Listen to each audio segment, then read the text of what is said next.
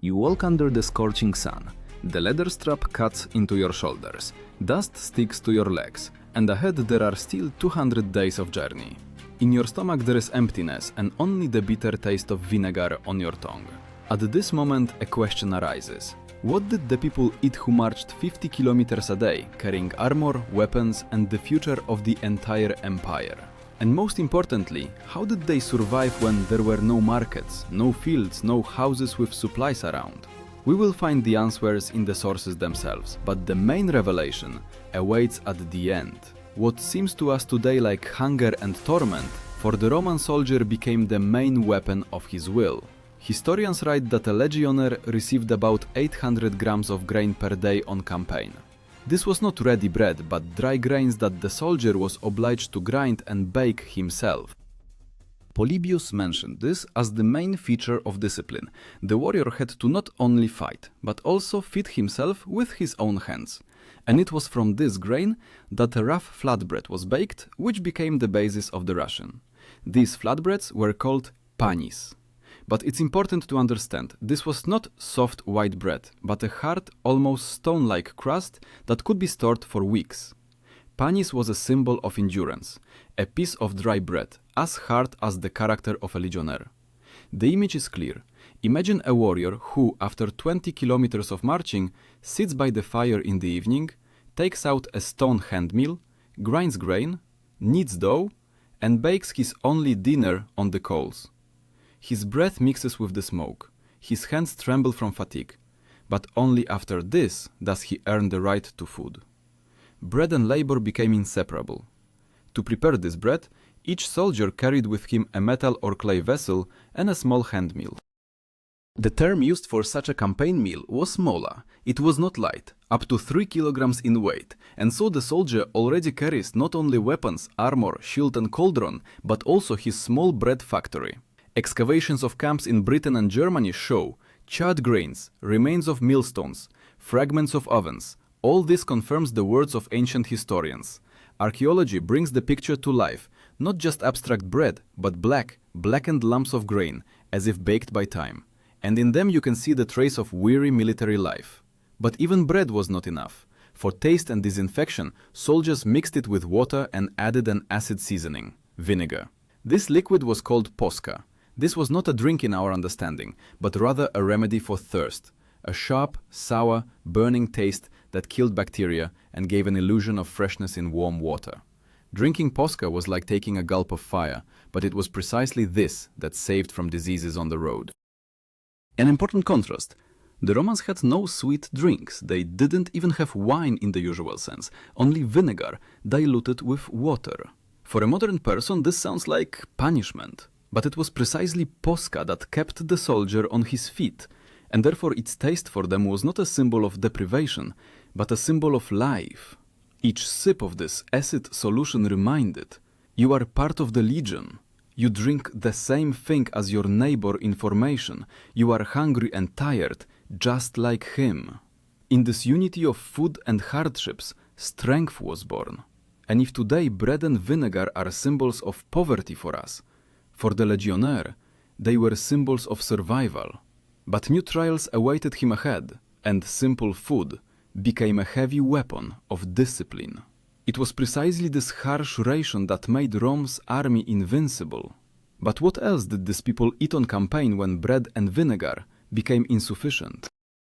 On campaign, the Roman soldier marched not only with bread and vinegar, but with an entire household on his shoulders. The total burden could reach 30 kilograms, and in this weight was hidden not only armor. Livy noted that the discipline of legionaries consisted in each one carrying his own property: tent, stakes, dishes, handmill for grain, and food supplies for at least 2 weeks. Such a load was nicknamed Martian baggage, because its weight felt as if the iron hand of war was pressing on the shoulder. To carry all this, legionaries used a special construction, a wooden pole with a crossbar that they threw over their backs. This pole was called sarcina. It was the prototype of the modern backpack. A cauldron, bag with grain, tools and even personal items were suspended from it. A legionnaire looked like a moving market where each thing had its place and purpose. The image is clear. Imagine formations of soldiers walking across rough terrain. On each one's shoulders sticks out a tall pole to which leather bags, metal cauldrons, wooden bowls are tied. All this clanks with every step, as if the legion moves to the ringing of its own kitchen and forge. This noise was no less recognizable than the sound of their steps, but the heaviest trial awaited them not in battle, but on the march. Romans were obliged to cover up to 30 kilometers per day, sometimes more if the commander was hurrying to the battle site. Caesar wrote that his troops could overcome up to 50 kilometers in a day if the situation required it. For a modern person, this distance is comparable to a running marathon, only the soldier didn't just run, but dragged armor, weapons and baggage on himself. Among these items, the pickaxe and shovel held a special place. Legionnaires were not only warriors, but also builders. Every evening they erected a fortified camp with a ditch and rampart, and this took strength that remained at the limit after the march. The term used for this constant construction was castra. Castra was a temporary camp that was erected anew every day. The visual image of castra is striking. Hundreds of soldiers line up, begin to dig earth, drive in stakes, stretch leather tents. The evening sky is colored with smoke from fires, and around the camp grows the serrated line of the ditch. No army in the world at that time possessed such a habit of disciplined construction. But let's return to food. Bread and vinegar were the foundation. However, archaeological finds show sometimes soldiers had the opportunity to diversify their ration. At camps in Britain and Gaul, archaeologists found bones of pigs and cows charred on fires. This speaks to the fact that when possible, soldiers arranged improvised meat treats. But meat was not included in the standard ration. It was considered a luxury and most often went to officers. When an animal was successfully slaughtered, the meat was boiled in a cauldron and divided among a dozen soldiers. Such a group of 10 was called contubernium. This was a small military family of 8 to 10 people who lived in one tent, shared one pot and one mill for grain. Contubernium was the heart of soldier life. Here they shared bread, water, joy and hardships. Imagine an evening in the camp. 10 people sit around a fire, cooking stew from bones and grain. The cauldron stands on stones, wooden bowls stand around it. Each receives his portion and the smell of smoky broth fills the air. This simple food bound them together stronger than any orders. But not everything always ended with a peaceful dinner. If supply trains with provisions were delayed, legionnaires had to survive on what they could obtain themselves. Wild plants, berries came into use. Sometimes they caught birds and fish. Plutarch wrote that in harsh conditions, legionnaires could feed even on wild grasses, just to maintain strength, and here vinegar played a saving role. Even dirty water from swamps or rivers could be diluted with posca and made suitable for drinking. This sour taste became a symbol of campaign life. It cuts the throat, but granted survival.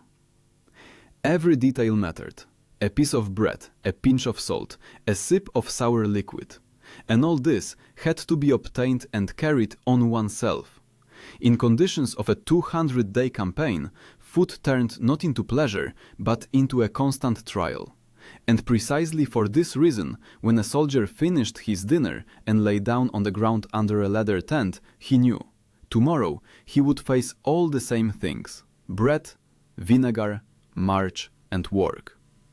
This was a closed circle that only a tempered spirit could endure. But this spirit had a price: exhaustion and disease. The question is, how did the Romans cope when simple rations stopped supporting strength? When a campaign lasted months, simple bread and vinegar became insufficient. The soldier's body began to weaken, muscles lost strength, and endurance faded. Ancient authors did not hide. Hunger was not a rarity, but a usual companion of military campaigns. Tacitus wrote that during distant campaigns, legionnaires sometimes reached extreme need, and only iron discipline kept them in formation. To somehow diversify food, porridge was included in the ration. The most common dish was thick porridge from wheat or barley. It was cooked in a cauldron with water, sometimes adding pieces of vegetables or a bit of lard. Such stew was called pulse. Pulse was not just food, it was the energy base of a Legionnaire, an analog of modern sports gel for marathon runners. It quickly satisfied, warmed, and allowed moving forward. Visually, Pulse looked like a thick, viscous mass resembling glue. Soldiers scooped it with wooden spoons and sometimes ate it directly with their hands. There were no spices, no oil, only the taste of grain and smoke from the fire. But after several hours of marching, even this tasteless lamp turned into salvation. Sources mention that on campaigns, Romans tried to store dried beans, lentils, and chickpeas. These legumes were a cheap source of protein and could be stored for a long time. Archaeologists found remains of such crops in military camps throughout Europe. Beans swelled in water were cooked until soft and added to pulse, turning it into a more nutritious stew. The contrast is striking. In peacetime, Romans enjoyed wine, olive oil, fish, fruits, while on campaign their food turned into a harsh mixture of bread, porridge, and sour water. A legionnaire lived as if in two worlds, peaceful, well-fed, and campaign, hungry. But the heaviest trial became the shortage of salt. Salt was not just seasoning, but a vital element without which muscles stopped working. In antiquity, salt was valued so highly that the word salary, wages, came from it. A soldier receiving his salt ration felt this as precious. Salt in the Roman army was called sal. The image of salt on campaign is vivid. A small bag tied with rope was stored in the knapsack like treasure. Loss of salt could cost health and life, and sometimes became the cause of mutinies, and therefore every gram was distributed carefully and strictly. Archaeology confirms. In camps they find salt crystals, remains of amphorae, in which salt was transported. This shows that the salt tissue was organized centrally. Without it, it was impossible to preserve meat, prepare stew or maintain strength in heat. Along with salt, fats were an important source of energy. When soldiers had access to pork lard, they used it as a universal product, added it to porridge, fried bread, greased dishes. But more often lard remained a rarity, and then the legionnaire made do with only bread and water. Caesar mentioned that during long marches, soldiers often found themselves on the brink of exhaustion. In his commentaries on the Gallic War, he describes how legionnaires could walk all day without food, and in the evening make do with only cake and water. This is not a literary device. Archaeologists confirm that in camps they sometimes find remains of cake from oilseeds. This was food of desperation, a way to survive when grain was insufficient. It was precisely in such conditions that the essence of military discipline was revealed. The centurion commanding 100 soldiers watched not only formation but also food distribution. A centurion was not just an officer, but a stern overseer of campaign life. His task was to ensure that everyone received bread, that grain was ground, that cauldrons stood on the fire. Without this, the legion could not exist. In the evening, when the sun descended beyond the horizon and fires flared up in the camp, the life of legionnaires turned into a monotonous ritual, cooking porridge, sharing bread, a sip of sour posca. All this was accompanied by conversations, jokes, and sometimes songs. Fatigue found outlet in words and noise, but in the morning everything repeated. And then came the moment when rations stopped replenishing strength. People grew thin, faces became grey, and the campaign continued. Diseases raised their heads, diarrhea, weakness, fever, and then the question came to the forefront: how to hold the army together if the soldier was no longer able to walk? The answer lay not only in food, but also in the system of punishments and motivations that forced even an exhausted warrior to continue the path. And precisely here lies the terrible secret of Roman discipline. When a soldier began to weaken, the Roman army gave him no right to rest. The legion was a machine, and if one gear broke, this threatened the entire mechanism. Tacitus and Polybius wrote, "Discipline in Roman troops was harsher than battle itself. Weakness on the march was perceived almost as treason. A tired warrior could slow the formation, disrupt the entire rhythm, and therefore endanger the legion." To prevent this from happening, officers used a system of harsh punishments. The most severe was decimation. Imagine, if a unit showed cowardice or weakened discipline, every 10th soldier was brought forward, and his own comrades had to kill him with clubs or stones. This terrible ritual instilled in the rest: there is no place for weakness in the army. The term decimation itself came from the Latin decimus, tenth. This word still sounds like a death sentence, but in daily life punishments were simpler and simultaneously more torturous. A soldier could be deprived of rations, left without bread, sent to dig a ditch twice as much as required.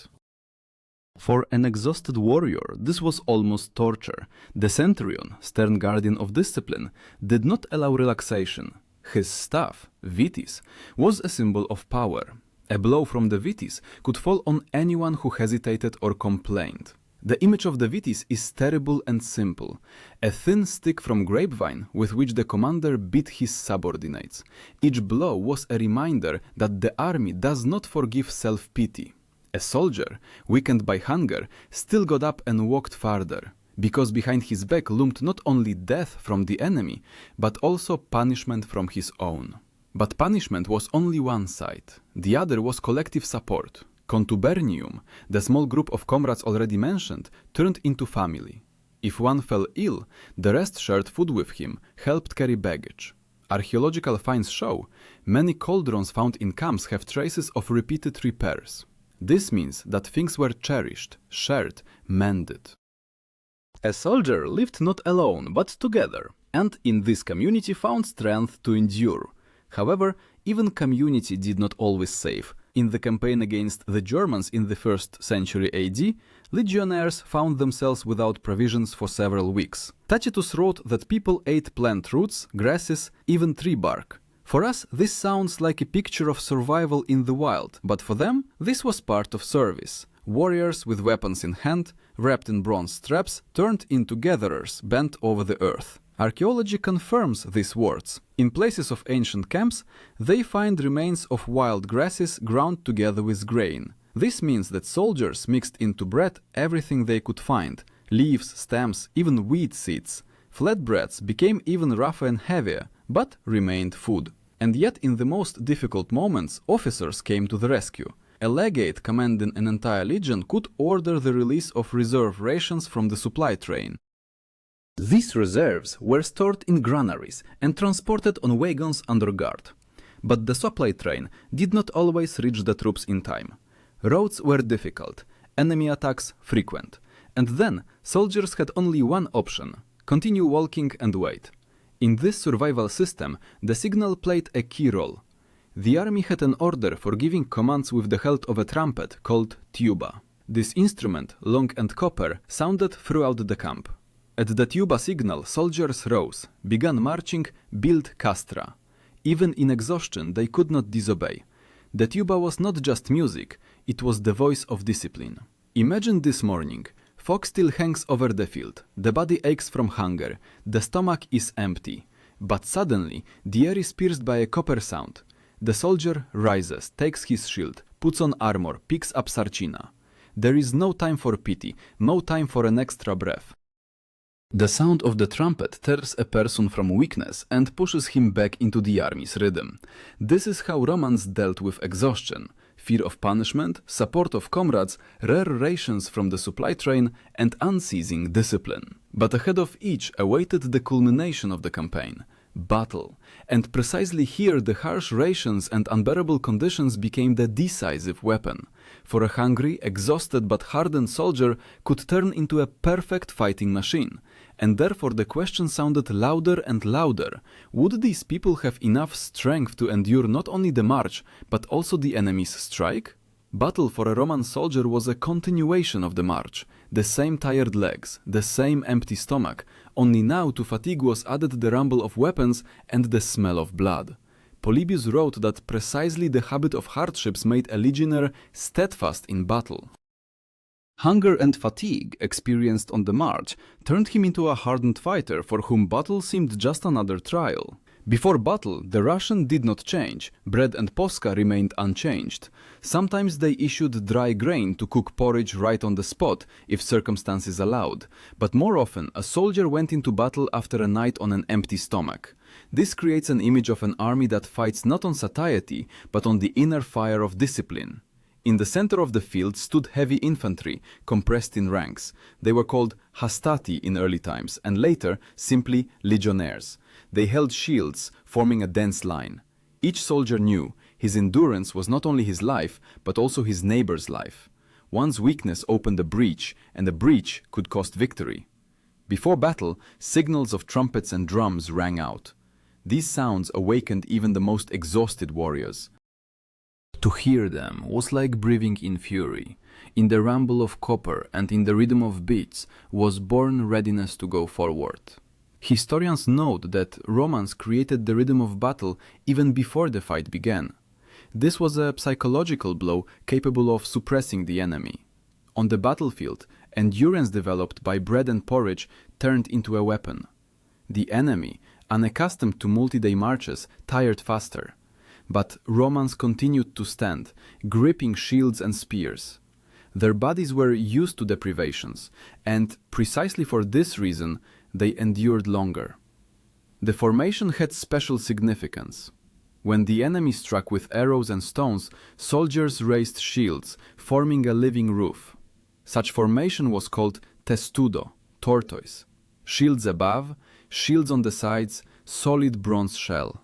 Inside it, people heard the rumble of blows on wood, felt arrows sliding over the surface, but remained unharmed. The image of testudo is impressive. Dozens of people hidden under one armor, like ants under a shell. A hungry soldier who yesterday chewed stale flat bread today turned into part of a huge tortoise, stepping directly at the enemy, and no fear could stop it. But not only discipline held the army, officers played their role. The tribune, responsible for order and communication between the legate and soldiers, watched that the column did not fall apart. His presence in battle was a sign: you are being watched, you must hold on. It was precisely tribunes, according to Livy, who inspired soldiers by personal example, raised the fallen and returned the fleeing. When hand-to-hand combat began, the legionary was already exhausted, but not broken. His ration, however meager it was, allowed the body to function, and discipline forced him to go forward. Shield struck shield, sword rang against armor, and each step was a trial. In this moment, the soldier understood everything he ate, everything he endured on the march, everything came down to this second. Archaeological finds show that after battles at campsites, they found charred flatbreads and porridge remains. This means, even on the eve of battle, legionnaires did not abandon their usual ritual. They ate bread, drank vinegar, and only after this went into battle. The ritual of food was the same weapon as sword or spear. It was precisely thanks to this system of nutrition and endurance that Rome defeated enemies who often had better weapons or numerical superiority. Soldiers endured blows longer than the opponent, and this decided the outcome. But such endurance had a dark side. Constant undernourishment, exhausting marches, and heavy battles broke people physically. A soldier could endure one campaign, but rarely remain the same person after several campaigns. His body was exhausted, and his soul hardened in the harsh forge of war. And yet the army continued to march. Each new campaign became a continuation of the past, and bread and vinegar remained symbols of this endless road. But history always has a conclusion, and it turns out to be far more terrible than hungry marches and battles. Because the real question lay not only in how soldiers survived on campaign, but also in what trace this left on the fate of the empire itself. 200 days of journey, 200 evenings by fires that smelled of smoke and sour vinegar, 200 nights spent on the ground under leather tents. This period not only tested the soldier's body, it reforged it into new material. From an ordinary peasant or craftsman was born an instrument of war. But what happened next when the campaign ended? Historians note, a legionary returning from campaign looked different. He was thin, weathered, with some burnt skin and exhausted facial features. His body retained strength but lost softness, and his gaze became heavy. Tacitus wrote that precisely such people comprised the steel foundation of the empire, hardened, survived, accustomed to deprivations. Their ration left a trace not only on the body, but also on fate. Constant life on bread and vinegar developed special endurance. For us, this sounds like hunger, but for a Roman, this was the norm. Archaeology confirms. In camps, they often find huge granaries and pits for storing posca, and nearby, practically empty warehouses with meat. This speaks to the fact that meat and wine were rarities, while grain and vinegar were everyday. But it was precisely this harsh food that allowed accomplishing the impossible. In Caesar's era, armies covered thousands of kilometers, fought in Gaul, Britain, in the Balkans. Warriors lived for months on the same ration, but precisely this made them the terror of peoples. Goldsworthy wrote, "The strength of the Roman legion lay not only in tactics and weapons, but also in people's ability to endure more than their enemies." The image is clear. Imagine an enemy dressed in warm furs, accustomed to home food. The first days he fights fiercely, but then fatigue and hunger take their toll. And opposite him, a Roman soldier who is used to walking for weeks, feeding only on bread and porridge. Who will endure longer? The answer is obvious. Discipline reinforced this result. A soldier could not refuse the march, could not drop weapons, could not complain. Behind him stood a centurion with vitis. Nearby walked comrades from contubernium. Ahead sounded the tuba trumpet. The entire army was arranged so that personal weakness dissolved in collective strength. But this success had a price. Weak rations and constant deprivations led to diseases. Modern studies of legionary bones show traces of malnutrition, exhaustion, chronic inflammations. People died not only from swords, but also from hunger, diseases, weakness. Sometimes losses from diseases exceeded combat losses. The history of Caesar's campaign in Britain confirms part of the army had to be left on the shore precisely because of diseases caused by lack of normal food. And yet the army marched on. The empire could not afford to stop. For the sake of this bread and vinegar, roads were built, warehouses created, supply trains sent. An entire supply system, most complex for its time, rested on the simplest products. The long-term consequences were colossal. Rome created such a model of enduring army that for centuries it remained an example.